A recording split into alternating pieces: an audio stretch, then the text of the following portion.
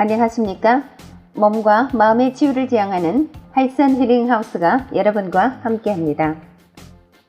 하이슨 힐링하우스는 건강 10계명을 바탕으로 인체정화, 명상, 마음성장 등 다양한 프로그램을 운영하고 있으며 심신건강, 전인건강, 삶건강 이념을 알리고자 노력을 기울이고 있습니다. 현재 100여 명이 되는 분들이 건강전도에 동참하고 계십니다. 당신은 몸이 아프십니까? 당신은 마음이 아프십니까? 저희 하이슨 힐링하우스의 대문을 똑똑 두드려 보세요. 건강으로 가는 길이 보일 겁니다. 이번 달 읽어드리는 책은 대구 한의대학교 김세현 명예한의학 박사가 지으신 바이러스 공포 이겨내는 방법, 면역력 키우는 장내 미생물입니다. 온 세상이 바이러스 공포에 떨고 있는 이 시점에 시의적절한 책이 출판되었습니다. 김세현 박사님께서 전작인 5%는 의사가 고치고 95%는 내 몸이 고친다. 그리고 인체 정화 기적 이야기 두 권에 이어서 이번 4월에 새로 출간한 책입니다. 출간 10여일 만에 베스트셀러 제1위에 오른 책입니다. 바이러스 공포 이겨내는 방법 무엇일까요? 책 속에서 그 답안을 찾아보도록 하겠습니다.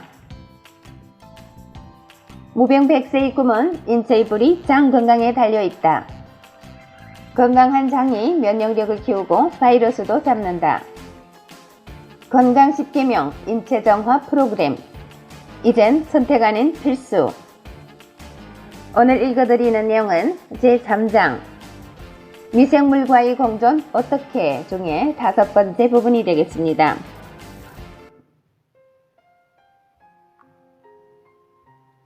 양날의 검, 염증을 관리하라. 우리 몸의 면역체계는 둘로 나뉜다. 태어날 때부터 지니고 있는 선천성 면역과 면역 반응에 의해 발달하는 후천성 면역이 그것이다. 청결한 환경에서 생활하는 요즘 아이들이 오히려 질병에 취약한 것은 후천적 면역이 발달할 기회를 잃어서이다. 옛날 아이들은 손도 잘 안 씻고 땅에 떨어진 것도 주워 먹으며 컸다. 목욕은 명절이나 하는 연례 행사였다. 그럼에도 감기 한 번 안 걸리고 겨울을 나곤 했다. 유아기에 후천성 면역을 길렀기 때문이다. 후천적 면역 반응에 관계하는 세포는 B세포와 T세포이다. 이들 면역세포는 독자적으로 행동하기도 하지만 서로 신호를 주고받으면서 면역 반응을 증대시킨다. 미생물 감염이 일어날 경우 면역체계는 붓고 쑤시는 염증 반응을 일으킨다. 몸이 아파 병원에 가면 대개 무슨 염이라는 진단이 내려진다. 관절염, 편도선염, 중이염, 인후염, 위염, 장염, 방광염, 질염 등 인체 거의 모든 부위에 염증이 생긴다고 볼 수 있다. 염증은 감염을 치유하고 조직을 재생하는 등 인체에 유익하지만 이중적인 면도 지니고 있다. 만성 염증으로 발전해 인체에 해를 미치는 게 그것이다. 원래 염증은 자기 역할을 다 한 뒤에 세포 자살 등을 통해 저절로 중단되는 게 맞다. 하지만 어떤 이유로 염증 반응이 만성이 되어버리는 경우가 있다. 어떤 만성 염증은 통통이나 발열이 없어 환자 자신도 염증이 있는 줄 모르고 지나간다. 나중에 암이나 성인병에 걸리고 나서 만성 염증이 있었던 것으로 밝혀지는 경우가 적지 않다. 만성 염증의 원인은 다양하다. 이제까지 밝혀진 것으로 흡연 습관, 음주, 스트레스, 식품 첨가물, 내장 비만, 미세먼지 등이 있다. 서울대병원의 연구에 따르면 만성 염증 수치, CRP 등 수치가 높은 사람이 암 발병률도 높은 것으로 나타났다. 만성 염증은 상피세포의 증식 순환 횟수에 영향을 미쳐 종양을 키운다. 암세포는 뭉치려는 본능이 있는데 이때 염증 메커니즘을 유발하는 방법을 쓴다. 암덩어리가 커질수록 더 많은 염증이 유발되고 염증은 다시 암세포의 증식을 돕는 악순환이 반복되는 것이다. 만성 염증을 예방하기 위해서는 인체에서 가장 많은 면역세포가 몰려있는 장관 면역계를 정상화시켜야 한다.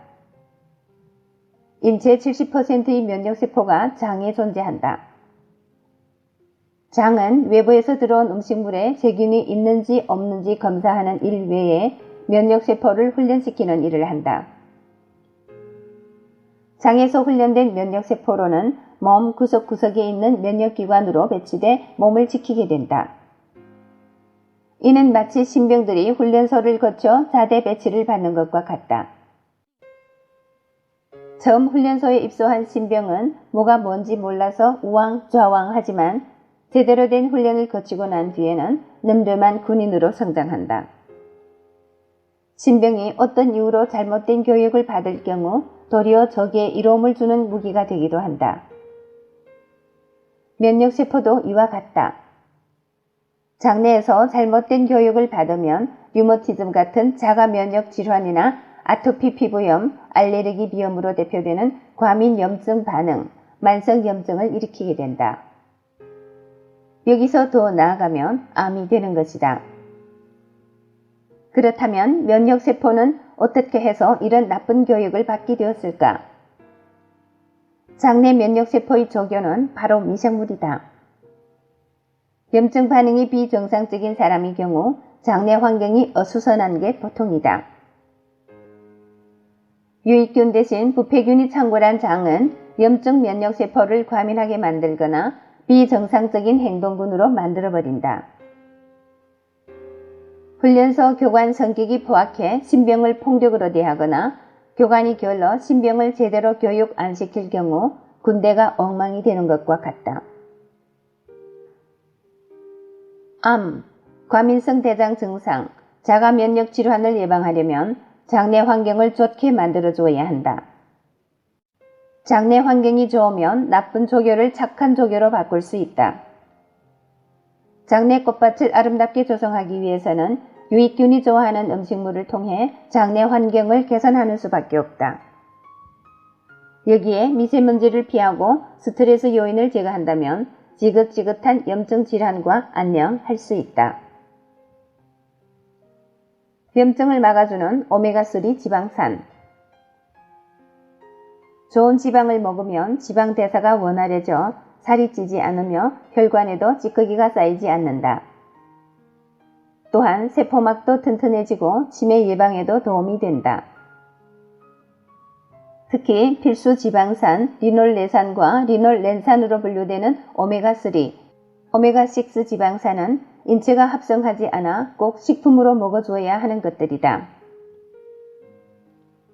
오메가3 지방산은 염증을 억제하고 눈의 발달을 촉진하며 혈중 콜레스테롤 농도를 떨어뜨리는 기능이 있다. 오메가6 지방산은 유해 미생물이 침입할 시 염증 반응을 일으켜 인체 건강을 지키는 데 도움이 된다. 둘 다 좋은 지방임에 틀림없는데 왜 사람들은 오메가3 섭취만 권장하는 것일까? 그 이유는 간단하다. 오메가6는 일부러 먹지 않아도 일상생활에서 얼마든 먹고 있기 때문이다. 조리시에 사용되는 콩기름, 옥수수 기름, 해바라기씨 기름, 참기름, 올리브 기름이 오메가6 지방산이다. 오히려 오메가6 지방산을 너무 먹어 문제다. 오메가6의 섭취가 지나칠 경우 만성염증에 걸릴 확률이 올라간다. 건강을 지키기 위해서는 오메가6와 오메가3 비율을 맞추어야 한다. 적정 비율은 4대 1이다. 적게는 2배에서 많게는 10배까지 더 먹어도 되지만 그 이상의 오메가6 지방산을 섭취하는 것은 몸에 해롭다. 어떤 조사에서는 현대인이 50배 이상을 먹고 있는 것으로 나타났다. 비만, 암을 예방할 생각이라면 적극적으로 오메가3 지방산을 찾아 먹어야 한다. 식물성 지방인 아마씨, 들기름, 호두에 들어있는 알파-리놀렌산이 오메가3다. 등푸른 생선에 들어있는 EPA와 DHA도 대표적인 오메가3 지방산으로 꼽힌다. 네, 오늘은 염증에 대해서 알아보았습니다. 특히 암으로도 번지기 쉬운 만성 염증에 대해서 다루었는데요. 우리 몸이 면역 기능이 정상화되면 이런 염증도 다 막아낼 수 있겠죠. 그런데 우리 몸이 면역세포의 70%가 장에 존재한다고 합니다. 그러니 건강한 장 관리가 필수적인 조건이 되겠고, 또 그 장 관리에서 가장 중요한 것이 장내 미생물입니다. 그러니 결국엔 장내 미생물이 좋아하는 음식을 섭취해야겠죠. 김시현 박사님께서 늘 강조하시지만 내가 먹는 것이 바로 내가 됩니다. 즉 내 몸이 되는 거죠. 장내 미생물이 좋아하는 식이섬유가 풍부한 음식을 먹어야 되겠고, 또 염증을 막아주는 오메가3 섭취도 놓쳐서는 안 되겠죠. 오메가3가 풍부하게 들어있는 등푸른 생선이나 아마씨, 호두, 그리고 들기름 같은 것들을 많이 가까이 하시기 바랍니다. 염증을 막고 건강한 몸을 영위하는 여러분이 되시길 바라면서 오늘 내용은 여기서 마치도록 하겠습니다. 지금까지 애청해주신 여러분 대단히 감사합니다. 여러분의 건강, 풍요, 행복을 기원합니다. 오늘도 좋은 하루 되시고 내일 이 시간에 또 뵙겠습니다. 상해에서 건강전도사 이춘아가 여러분과 함께 했습니다. 감사합니다.